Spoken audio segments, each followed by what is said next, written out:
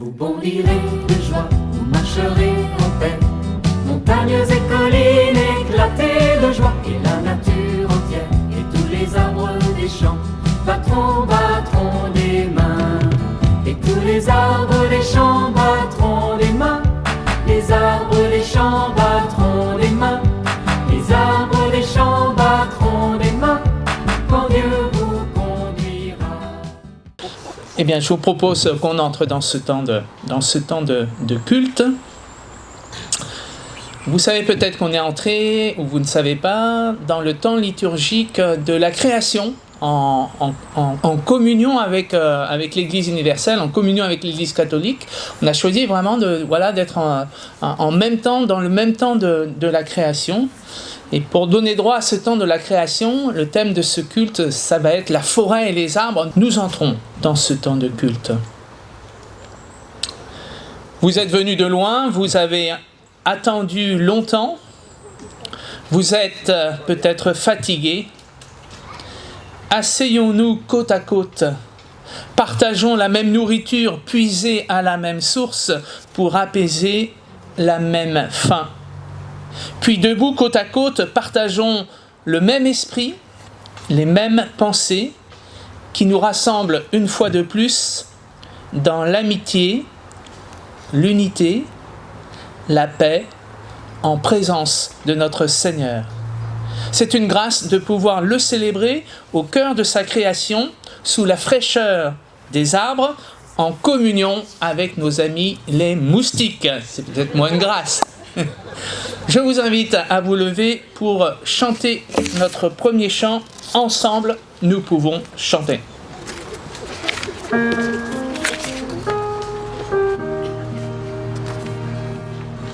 Ensemble, nous pouvons chanter. Ensemble, nous pouvons prier. Élever nos voix et adorer celui qui nous a réunis. Ensemble nous pouvons donner, ensemble nous pouvons porter nos fardeaux, nos joies et proclamer l'amour que Dieu met dans nos vies. Tous ensemble,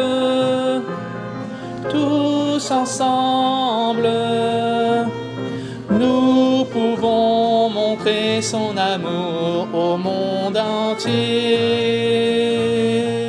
Ensemble nous pouvons chanter, ensemble nous pouvons prier, élever nos voix et adorer celui qui nous a réunis.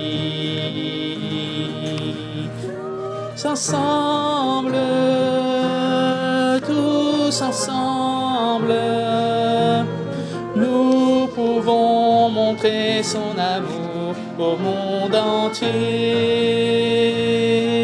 Ensemble nous pouvons chanter, ensemble nous pouvons prier, élever nos voix et adorer celui qui nous a réunis. Nous restons debout pour louer notre Dieu.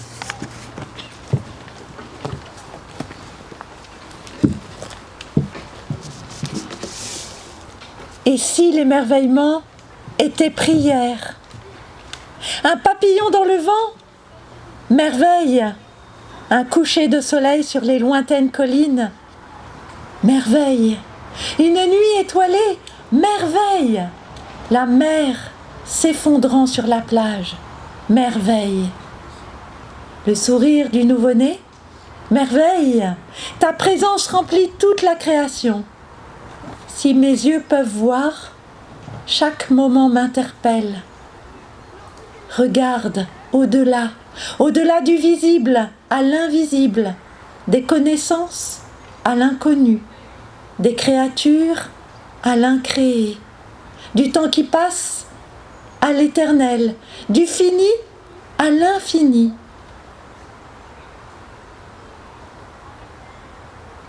Là, dans le vide du dépouillement complet, nu, je me présente devant toi. toi qui m'as façonné à ton image, de ta bonté et ton amour. Je n'ai rien. Je ne suis rien qui n'est pas de toi. Alors que puis-je t'offrir? Quelle offrande est digne de toi? Oserais-je t'offrir mon émerveillement que tu es ce que tu es, que tu me vois, que tu m'aimes, que tu m'appelles à toi?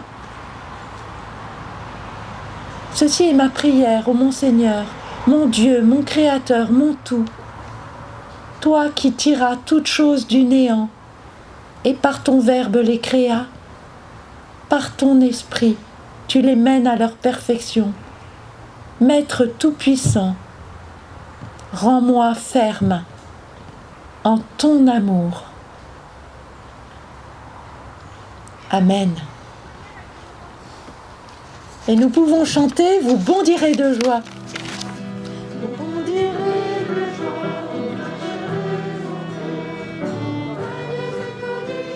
Éclater de joie et nature entière, et tous les arbres des champs battront des mains. Et tous les arbres des champs battront des mains. Les arbres des champs battront des mains. Les arbres des champs battront des mains. Quand Dieu vous conduira, vous bondirez de joie, vous marcherez en paix. Montagnes et collines éclatées de joie, et la nature entière, et tous les arbres des champs battront des mains. Et tous les arbres des champs battront des mains. Les arbres des champs battront des mains. Les arbres des champs battront des mains. Quand Dieu vous conduira. Des champs battront des mains. Les arbres des champs battront des mains. Les arbres des champs battront des mains. Quand Dieu vous conduira. Je vous invite à la prière. Je viens près de tes arbres, Seigneur, qui, dans leur majesté, me dominent de 100 coudées pour m'apprendre l'humilité. Je viens près de tes arbres, Seigneur, qui plongent tes racines dans la terre pour m'apprendre à mieux percevoir tout ce qui vient d'en bas. Je viens près de tes arbres, Seigneur, dont les branches fréquentent le ciel, pour que tu m'apprennes à mieux profiter de tout ce qui vient d'en haut.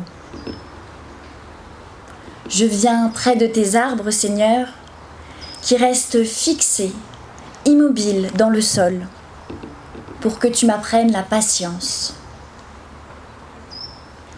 Je viens près de tes arbres, Seigneur, qui restent silencieux, pour que tu m'apprennes à écouter. Je viens près de tes arbres, Seigneur, véritable force de la nature que tu as créée, pour que tu m'apprennes la douceur et la gentillesse. Je viens près de tes arbres, Seigneur, qui, avec largesse, distribuent ton ombre sans compter, pour que tu m'apprennes la générosité. Je viens près de tes arbres, Seigneur, qui résistent à toutes les intempéries sans te plaindre, pour que tu m'apprennes la persévérance.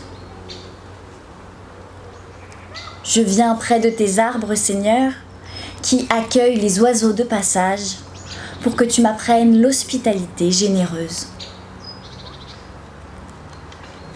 Je viens près de tes arbres, Seigneur, pour te remercier et apprendre à te glorifier par ma vie. Amen. Et nous chantons que toute la terre.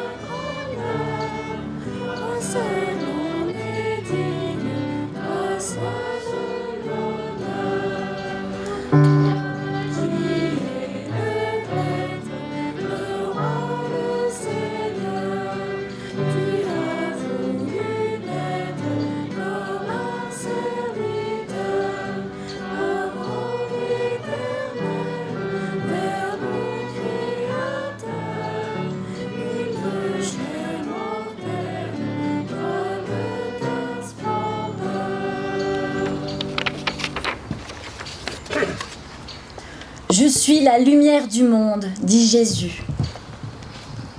Celui qui me suit ne marchera pas dans les ténèbres. Il aura la lumière de la vie. La lumière est venue dans le monde et à qui la reçoit, elle donne le pouvoir de devenir enfant de Dieu. Promesse sans limite. Lorsque Jésus vient dans notre vie, nous pouvons renaître et vivre dans la lumière. Seigneur qui éclaire ma vie, grâce te soit rendue pour la lumière du monde. Amen. Et nous chantons que toute la terre.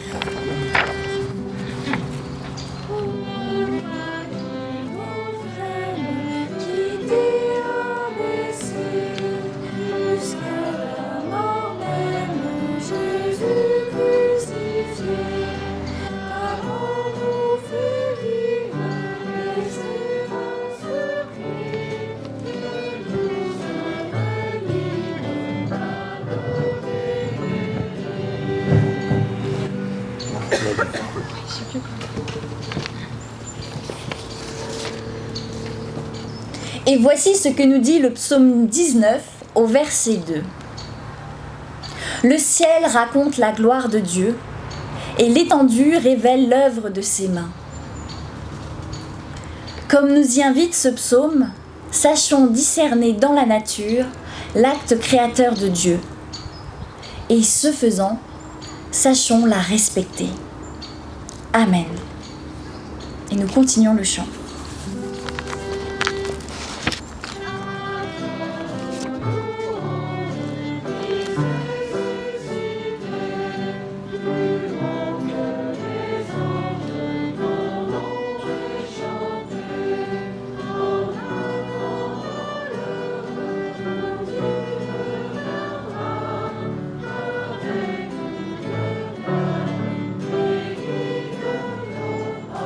Je vous invite à la prière.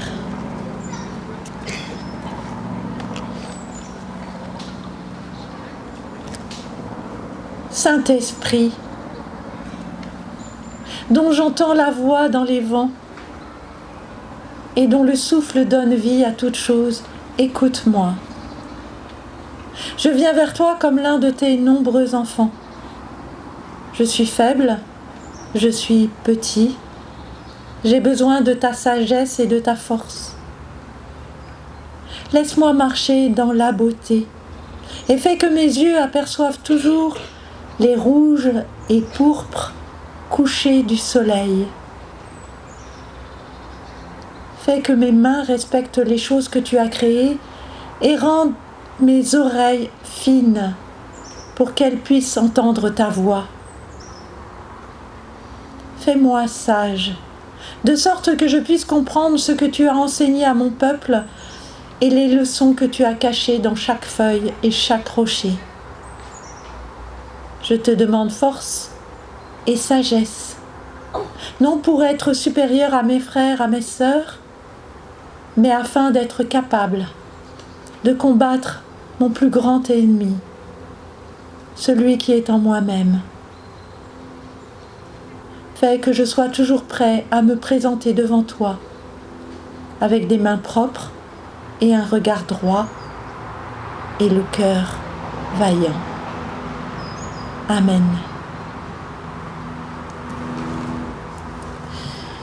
Donc la première lecture est dans Ésaïe, au chapitre 55, verset 12. C'est dans la joie que vous quitterez Babylone, et c'est dans la paix que vous serez ramenés chez vous. Devant vous, les montagnes et les collines éclateront en cris de joie, et tous les arbres des campagnes battront des mains pour applaudir. Le deuxième texte est dans Matthieu, l'évangile de Matthieu, au chapitre 13, les versets 31 et 32.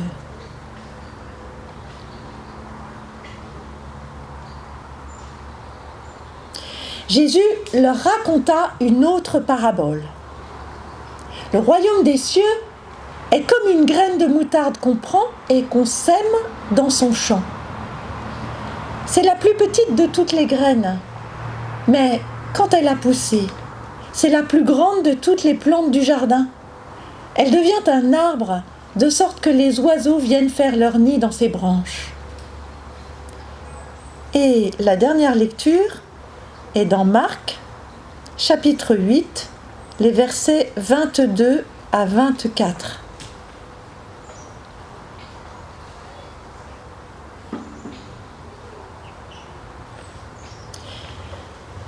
Ils arrivent à Bethsaïda. Des gens amènent à Jésus un aveugle et ils le supplient de le toucher. Jésus prit l'aveugle par la main et le conduisit hors du village. Il lui mit de la salive sur les yeux, posa ses mains sur lui. Il lui demandait « Vois-tu quelque chose ?» L'aveugle leva les yeux et dit « Je vois les gens. Ils sont comme des arbres que je vois marcher. » Jésus posa de nouveau les mains sur les yeux de l'homme. Celui-ci voyait clairement. Il était guéri, il voyait tout distinctement. Alors, Jésus le renvoya dans sa maison en lui disant « N'entre même pas dans le village. »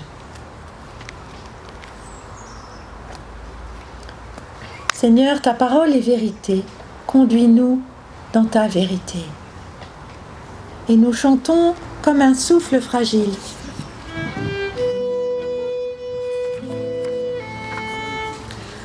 Comme un souffle fragile, ta parole se donne, comme un vase d'argile, ton amour nous façonne. Ta parole est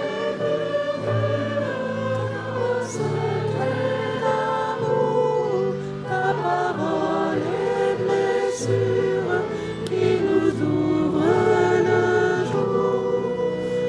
Comme un souffle fragile, ta parole se donne, comme un vase d'argile, ton amour nous façonne.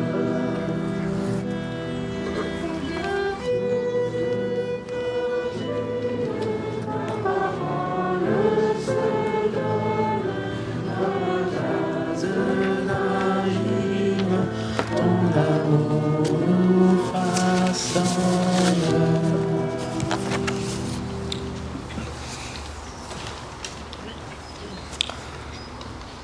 Quand j'ai préparé ce culte, ça fait longtemps que je pensais à associer ce culte de rentrée sous les arbres avec la création, et en prenant pour thème, comme je vous l'ai dit, cette thématique des arbres. Je ne savais pas alors, c'était avant l'été, que pendant l'été, de nombreux arbres, de nombreuses forêts allaient être balayées par des incendies, quelquefois meurtriers, heureusement pas en France, mais dans le monde, évidemment, des incendies ont provoqué à la fois la mort d'une grande biodiversité et puis la mort de pompiers et la mort de personnes coincées dans ces incendies. Je ne le savais pas, mais donc cette prédication est encore plus pertinente avec ce que nous avons vécu cet été, avec ces drames.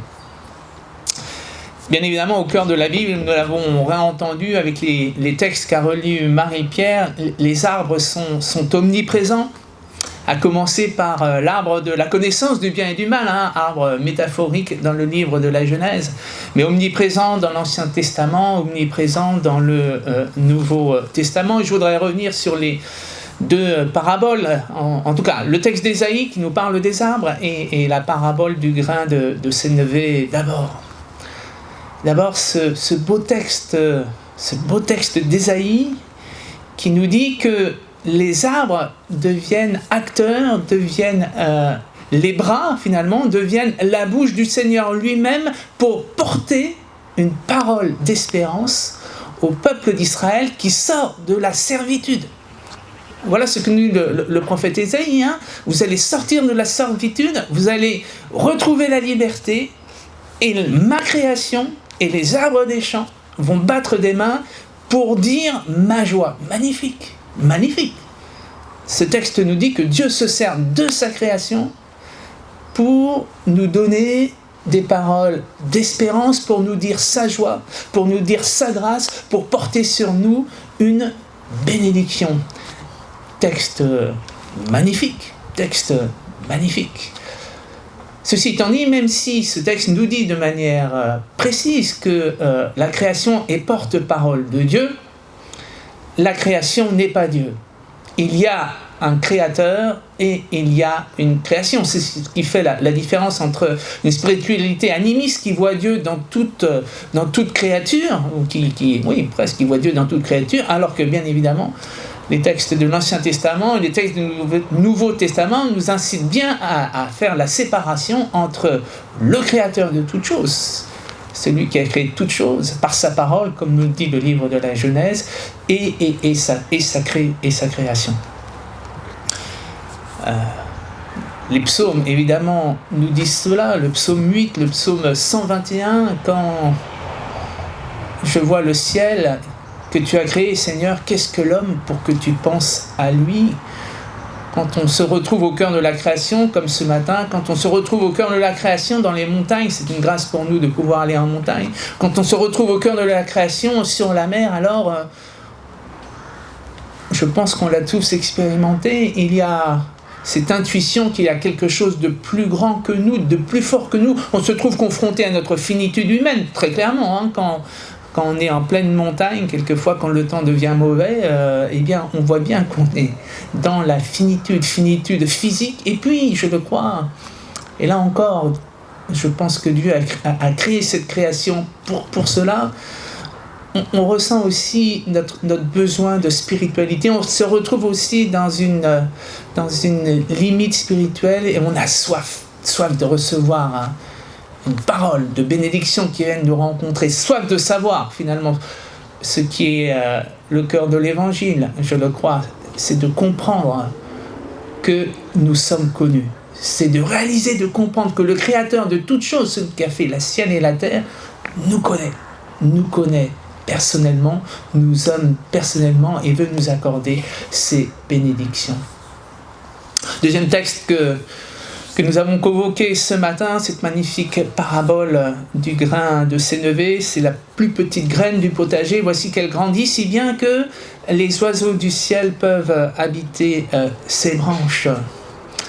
Métaphore du royaume comme un espace appelé à accueillir. Dieu, c'est beau aussi, Dieu a créé les arbres afin qu'ils puissent accueillir les oiseaux du ciel, afin qu'ils puissent trouver refuge dans leurs branches. Et il y a une multitude de branches, et il y a une multitude d'arbres, et il y a une multitude de demeures dans la maison de mon Père, dit Jésus-Christ, métaphore du royaume qui dit que le royaume est un royaume accueillant où il y a une multitude de places qui est appelée à accueillir les petits oiseaux que nous sommes. Métaphore aussi, convoquée par Jésus dans sa parole, que nous sommes comme des oiseaux fragiles, finis, mais que nous n'avons pas à nous soucier de quoi sera fait notre lendemain, parce que le Père éternel donne à manger aux oiseaux, il leur accorde aussi un espace à habiter, les branches des arbres. Et bien, si nous sommes des oiseaux, alors nous devons aussi avoir cette confiance qu'il y a un royaume à habiter, où notre place est préparée. Il y a un royaume qui nous est promis, un royaume accueillant. Éloge de la création, éloge des arbres, éloge des forêts. Je voudrais maintenant regarder comment et de quelle manière les arbres et les forêts peuvent être une inspiration pour notre vie communautaire. Et je crois que les forêts et les arbres peuvent l'être de différentes manières. Tout d'abord, et je me suis un petit peu documenté, j'ai découvert un univers extraordinaire, celui des arbres et celui des forêts. Et j'ai découvert, peut-être pour vous c'est une évidence, mais je vous le partage, vous me direz après si vous le saviez. D'abord, j'ai découvert que les arbres étaient solidaires les uns des autres, qu'il y avait une grande solidarité entre les arbres, qu'ils communiquaient entre eux, qu'ils s'entraidaient entre eux par un réseau très très compliqué de racines et aussi de champignons microscopiques qui jouent le rôle de relais, à tel point que les spécialistes des arbres qui ont étudié ça ont dit que c'était comparable, vous savez, à l'Internet, qu'il y avait une espèce d'Internet entre les arbres, au niveau du sol, sous le sol, et donc que les arbres communiquaient entre eux, à part leurs racines, et même s'entraidaient, à tel point que, par exemple, une vieille souche d'arbre qui aurait dû mourir depuis longtemps, recevait la nourriture, recevait des sels minéraux, recevait des glucides de la part des arbres qui étaient en pleine santé. Une solidarité entre les arbres. Solidarité aussi, je vous l'ai dit, communication, j'ai découvert ça aussi. Quand un arbre est agressé par des petites chenilles qui viennent l'agacer, ou alors quand un arbre est agressé par une biche par exemple, ou un cerf qui vient commencer à lui mordre un petit peu le tronc et l'écorce. Alors signal envoyé, une sorte de signal électrique envoyé par l'arbre, par le biais des racines, à tous les autres arbres, afin qu'ils se préparent eux aussi à une agression. Donc attention, il y a un agresseur, il faut vous préparer à cette agression. Et comment font les arbres pour se préparer à cette agression? Eh bien, ils produisent des tanins dans leur sève un peu plus astringents, afin que la biche ou le cerf arrête de manger l'écorce. C'est tout à fait extraordinaire. Inspiration pour nous, Église, à la solidarité, inspiration à la communication, inspiration aussi à être en communion avec d'autres que nous. Les arbres sont en communion avec des champignons microscopiques qui, a priori, ne leur ressemblent pas. Et pourtant, là, il y a une alliance improbable. Oui, je suis un peu plus précis, c'est-à-dire que les champignons microscopiques donnent aux arbres les sels minéraux qu'ils ne peuvent pas produire, et les arbres donnent aux champignons microscopiques les glucides qu'ils ne peuvent pas produire. Belle solidarité qui devrait être à l'œuvre au sein de nos églises, au sein de notre église de Grenoble. Et puis les arbres ne communiquent pas simplement par les racines, par le sol, mais j'ai découvert ça aussi, ils communiquent aussi par les airs. Ils envoient, ils échangent des émanations qui leur permettent de se soigner les uns les autres. Ils envoient, des micro-organismes, des substances chimiques qui guérissent. Ils se guérissent les uns les autres. Magnifique. On est au plein dans la vie communautaire. Et ce qui est magnifique, c'est que non seulement ils se guérissent entre arbres, et pas forcément entre arbres de la même espèce. Il y a des biotopes, c'est-à-dire, là j'ai relu aussi que, par exemple, le bouleau et le sapin de Douglas sont en symbiose. Improbable, pas la même espèce, et pourtant, ils sont en symbiose. Mais ce qui est encore plus beau, c'est que nous, êtres humains, quand nous nous baladons dans la forêt, nous sommes au bénéfice de ces échanges chimiques. Et donc, vous savez peut-être qu'il y a la sylvothérapie, les Japonais, ils ont beaucoup œuvré là-dedans en imaginant et en découvrant que d'aller marcher dans la forêt, on en a l'intuition, mais ça nous faisait du bien. Ça nous fait du bien concrètement parce qu'on est au bénéfice de ces échanges chimiques des arbres entre eux, du soin qu'ils prennent les uns avec les autres. Métaphore, je trouve, extraordinaire pour notre vie communautaire. Deuxième inspiration, je le crois aussi pour notre vie communautaire, notre vie d'église, c'est que, et là c'est plus évident, on le sait tout, mais peut-être faut-il le rappeler, c'est que les arbres sont source de vie. Quelle invention magnifique quand même, à l'époque où on cherche à emprisonner notre gaz carbonique, que ces forêts qui captent le carbone pour produire de l'oxygène. Il fallait l'inventer quand même, c'est extraordinaire. Création extraordinaire de Dieu, offerte aux êtres humains, de créer ces forêts qui produisent de l'oxygène, qui sont source de vie pour nous. On le sait encore, l'Amazonie et notamment, et les autres forêts aussi, sont source de biodiversité et permettent aussi à nous, êtres humains, de trouver de nouvelles molécules pour soigner nos maladies. Je ne sais plus, là je n'ai pas regardé de près, mais je crois qu'aujourd'hui encore, plus de 70% des nouveaux médicaments proviennent de molécules trouvées en forêt amazonienne. Donc la forêt est aussi source de vie pour nous, êtres humains, source de médicaments qui permettent de soigner nos maladies. Et puis troisième métaphore heureuse, et déjà la parabole du grain de Sénévé nous conduit sur cette métaphore-là. Et là, je reviens encore à la forêt amazonienne. Quand on est dans la forêt amazonienne, avec des arbres qui culminent à 30-40 mètres de haut, on ne peut pas imaginer qu'il y ait une autre vie sur ce qu'on appelle la canopée. La canopée, vous savez, c'est le sommet des arbres, qui culmine à 30 mètres, 40 mètres, et c'est un biotope complètement différent de celui qui existe en dessous des arbres. C'est pas les mêmes animaux, c'est pas les mêmes fleurs, c'est pas les mêmes oiseaux, c'est un monde différent. Pour y aller, je me souviens d'un reportage, des scientifiques, ils avaient établi une base en haut de la canopée sur, je sais plus, ça devait faire 10 mètres sur 10 mètres. Il y avait 2 ou 3 scientifiques qui dormaient là-haut, ils étaient restés pendant 15 jours, et pour y aller, ils avaient dû monter, vous imaginez, 30 mètres, donc avec des coinceurs là, qui permettent de monter à la force des bras et des jambes. Je me souviens de cette ascension. Et ils étaient arrivés dans un autre monde, au-dessus de la forêt, les arbres, le ciel, le soleil, la pluie, les oiseaux. Il y avait un autre monde au-dessus du sol. C'est peut-être aussi à nous, quelquefois, difficile d'imaginer qu'il y a un autre monde, qu'il y a un royaume à habiter, mais la forêt, d'une certaine manière, nous le rappelle, et peut-être que Dieu utilise cette forêt pour nous inciter à croire à ce royaume. Alors la bonne nouvelle que je reçois aujourd'hui avec vous et que je veux vous partager, c'est que la création et ces forêts ne sont pas le fruit du hasard, mais je le crois véritablement et profondément le fruit de la volonté créatrice de Dieu, le fruit du souffle de son esprit, et que la forêt et les arbres sont une bénédiction qui nous est donnée, la liturgie nous l'a rappelé, une bénédiction qui nous est donnée, qui nous est accordée, que nous devons accueillir avec reconnaissance et dont nous devons prendre soin. Une bénédiction de Dieu, on doit en prendre soin, on doit la faire vivre. Elle doit porter du fruit. Et nous sommes appelés en tant que lieutenants de Dieu, lieutenants de Dieu, à prendre soin de cette création qui nous a été donnée.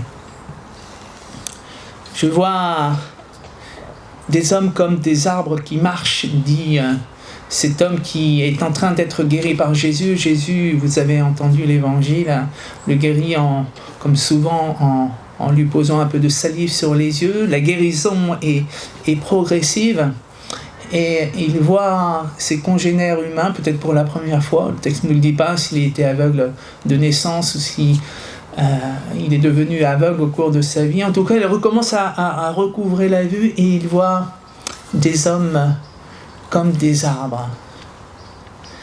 Peut-être certains d'entre nous sont comme le sycomore de l'évangile. Vous savez, ce sycomore qui permet à Zachée de prendre de la hauteur. Il monte sur le sycomore. Et de ce sycomore, il peut mieux entendre la parole du Christ, il peut mieux discerner le Christ. Certains d'entre nous sont appelés à être des sycomores, à permettre à d'autres de s'élever, à permettre de les faire aller vers le Christ, vers sa parole. D'autres d'entre nous sont peut-être comparables aux cèdres du Liban. Vous savez, ces cèdres du Liban, c'est les cèdres qui ont permis de construire le temple de Jérusalem. Ils sont bâtis, ils sont ceux qui tiennent le temple de Jérusalem. Certains d'entre nous, je le crois, sont appelés à être solides, à être des piliers d'église, pour tenir l'église, pour qu'elle tienne dans le temps, et pour que d'autres puissent venir dans cette église. D'autres d'entre nous sont plutôt comparables à des arbres fruitiers qui produisent des fruits en abondance. Certains sont des amandiers, d'autres des oliviers, d'autres des pêchers, etc. Et ils sont appelés à donner du fruit, à donner de la nourriture spirituelle aux autres afin qu'ils n'aient plus faim. D'autres d'entre nous sont encore comparables, non pas à des grands arbres comme dans la forêt amazonienne, mais à des petits arbrisseaux comme le ricin qui donne de l'ombre ce jour-là à Jonas, alors qu'il est en proie à une forme d'irritation parce que Dieu lui avait dit encore 3 jours Ninive sera détruite, et puis Ninive n'a pas été détruite mais graciée, et il en est meurtri, Jonas. Il trouve un peu de réconfort à l'ombre de ce ricin. Certains d'entre nous sont appelés à être comme des ricins, à donner du réconfort, à réconforter ceux qui ont besoin d'être réconfortés. On pourrait multiplier ainsi les métaphores, mais nous sommes appelés d'une certaine manière à être ces arbres vivants, et j'en terminerai par là, qui ne vivent pas simplement pour eux-mêmes. Je crois vous l'avoir partagé. Les arbres ne vivent pas simplement pour eux-mêmes, mais sont des foyers accueillants pour les oiseaux du ciel, produisent des médiateurs chimiques qui permettent de soigner. Les arbres ne vivent pas pour eux-mêmes, et l'Église aussi, et nous ne sommes pas appelés à vivre pour nous-mêmes, mais appelés, si nous réentendons les textes que nous avons relus ce matin, appelés à chanter comme la création, la gloire de Dieu, et tous les arbres battront des chants. Nous sommes appelés à chanter la gloire de Dieu. Voilà la vocation de l'Église, à chanter la gloire de Dieu, et aussi à vivre pour les autres. L'Église n'a pas de sens si elle ne vit pas aussi pour les autres, si elle n'est pas source de vie, source d'espérance, source de joie pour les autres. Que Dieu nous donne cette grâce, chacun d'entre nous, d'être des arbres particuliers qui chantent la gloire de Dieu et qui vivent pas seulement pour eux-mêmes, mais aussi pour les autres. Amen. Et je vous propose un temps de silence pour non pas écouter les arbres pousser, mais peut-être le chant des oiseaux, même s'il est timide.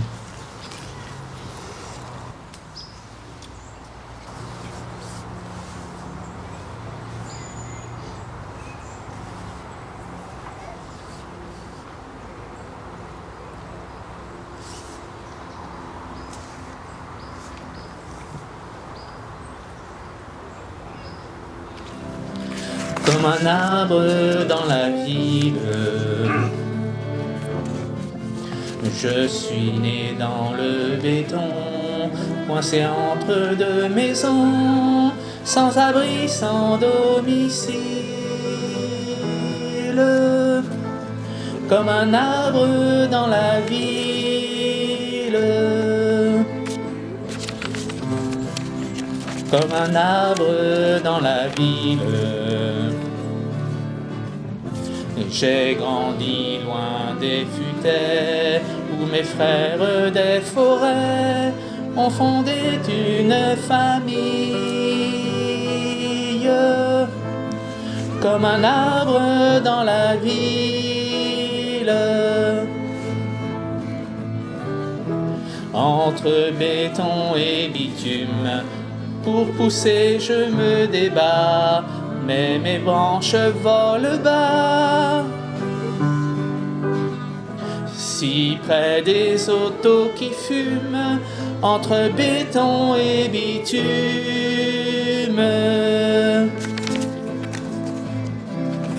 comme un arbre dans la ville, j'ai la fumée des usines pour prison, et mes racines, on les recouvre de grilles. Comme un arbre dans la ville, comme un arbre dans la ville. J'ai des chansons sur mes feuilles qui s'envoleront sous l'œil de vos fenêtres serviles. Comme un arbre dans la ville, entre béton et bitume, on m'arrachera des rues pour bâtir où j'ai vécu. Des parkings d'honneur posthume entre béton et bitume.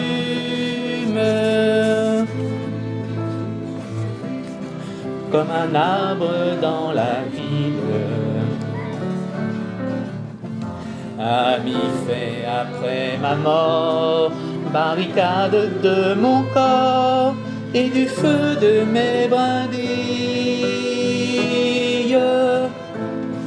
comme un arbre dans la ville. Je vous invite à la prière d'intercession.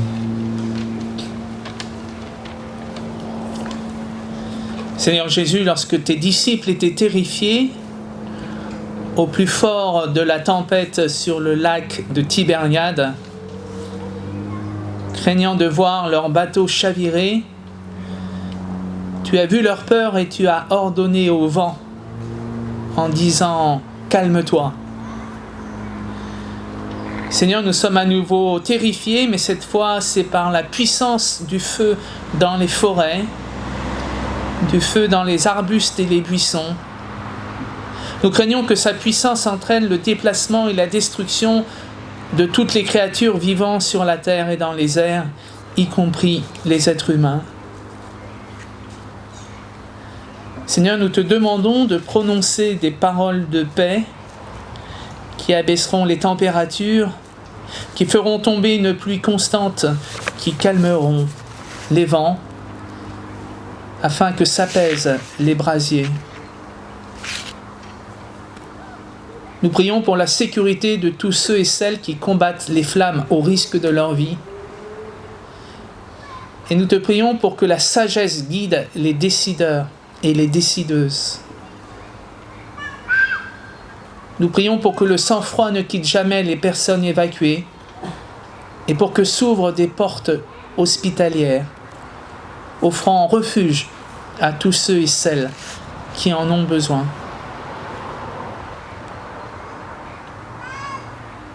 Seigneur Jésus, nous prions pour la santé et le bien-être de la totalité du monde que tu as créé.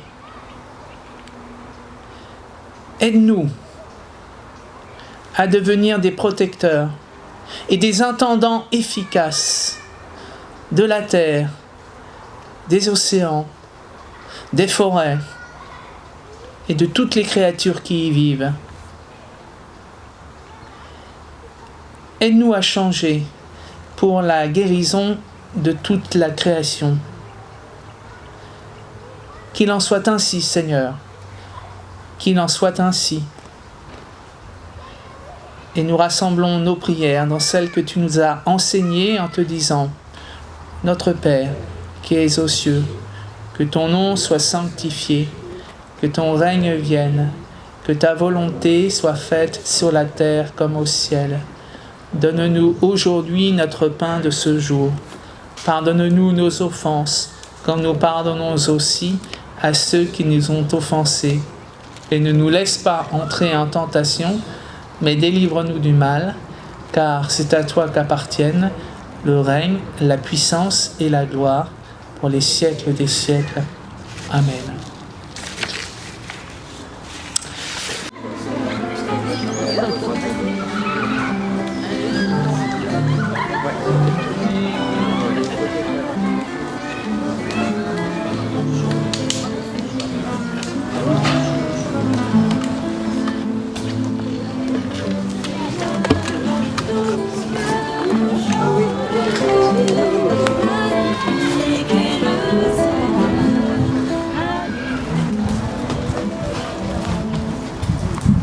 Nous prions.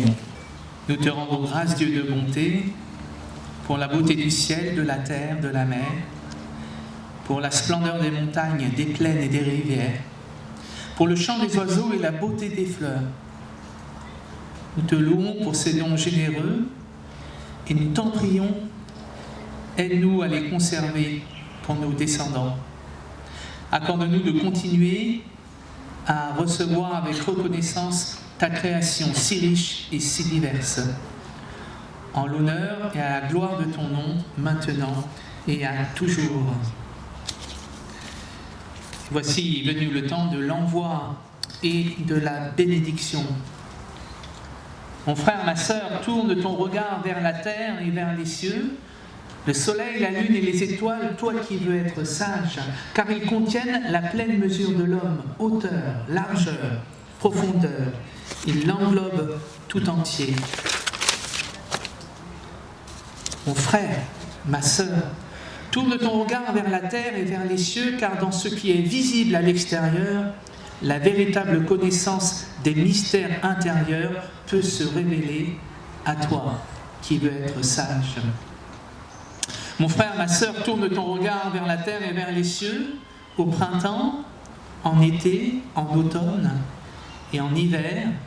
Observe la vie qui éclot, se déploie, puis se fane et se meurt, pour se ranimer une nouvelle fois en un cycle sans cesse recommencé.